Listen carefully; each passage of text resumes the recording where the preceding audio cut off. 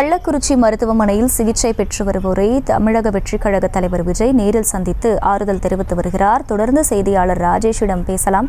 ராஜேஷ், அவர் அங்கு கருணாபுரம் பகுதிக்கு செல்வாராங்கிற தகவல் இன்னும் கிடைக்கலன்னு சொல்லியிருந்தீங்க. ஆனால் தற்போது மருத்துவமனை வளாகம் முன்பாகவே பொதுமக்களின் வருகை அதிகமாக இருக்கக்கூடிய நிலையில் காவல்துறை சார்பில் என்னென்ன ஏற்பாடுகள் எல்லாம் செய்யப்பட்டிருக்கு, அது பற்றிய விவரங்கள் என்ன? அகிலா, மருத்துவமனையை பொறுத்தவரையிலே ஏராளமான போலீசார் குவிக்கப்பட்டிருக்கிறார்கள்.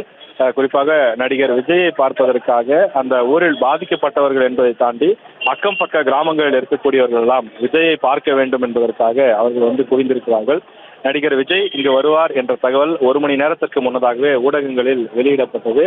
எனவே அந்த செய்தியை பார்த்துவிட்டு ஏராளமானவர்கள் தொடர்ந்து இங்கு வந்துவிட்டார்கள். எனவே அவர்களை கட்டுப்படுத்த வேண்டும்.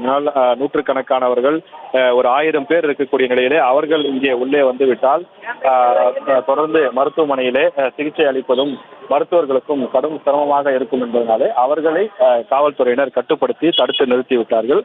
நடிகர் விஜய் அவரோடு சேர்ந்து ஒரு சில முக்கிய நிர்வாகிகள், கட்சியினுடைய பொதுச் செயலாளர் உள்ளிட்ட ஒரு சில நிர்வாகிகள் மட்டும் உள்ளே செல்வதற்கு அனுமதிக்கப்பட்டார்கள். அவர்கள் உள்ளே சென்று மருத்துவரை நேரில் சந்தித்து சிகிச்சை முறை குறித்து கேட்டறிந்தார்கள்.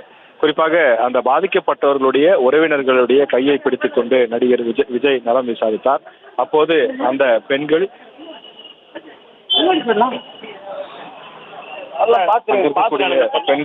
தொடர்ந்து நடிகர் விஜயனுடைய கையை கற்றுக்கொண்டு உருக்கமாக தங்களது இயலாமையை, தங்களுடைய நிலையை விளக்கினார்கள். தங்கள் மிகவும் சோகமான ஒரு நிலையில் இருப்பதாகவும் தங்களுடைய இந்த சூழ்நிலையை எண்ணி மிகவும் மனம் வருந்துவதாக தொடர்ந்து தெரிவித்திருந்தார்கள். நடிகர் விஜய் அவர்களுக்கு ஆறுதல் கூறிவிட்டு அங்கிருந்து அடுத்தடுத்த சில பாதிக்கப்பட்டவர்களை நேரில் சந்தித்தும் அவர்களுக்கு ஏற்பட்ட அந்த விஷயங்கள் குறித்தும் கேட்டறிந்து கொண்டார். குறிப்பாக அந்த நேரத்தில் என்ன நடந்தது, ஏன் இத்தனை பேர் போய் இது போல விஷச்சாராயம் குறித்து மாட்டிக்கொண்டார்கள் என்றும் கேட்டு அந்த இடத்தில் அவர்களுக்கு ஆறுதல் கூறினார். அதன் பிறகு சிலர் உதவி கோரினார்கள். உதவி கேட்டவர்களுக்கு நிச்சயமாக உதவி செய்வதாகவும் விஜய் உறுதியளித்திருக்கின்றார். அதன் பிறகு அங்கிருந்து தற்போது நடிகர் விஜய் அடுத்தடுத்த இடங்களுக்கு சென்று கொண்டிருக்கிறார். அதே போல அந்த இறந்தவர்கள் உடல் அடக்கம் செய்யக்கூடிய பணி என்பதும் ஒருபுறம் நடைபெற்றுக் கொண்டிருக்கக்கூடிய நிலையில் அந்த இடத்திற்கு விஜய் செல்வாரா என்பது குறித்து தற்போது தகவல் எதுவும் இல்லை.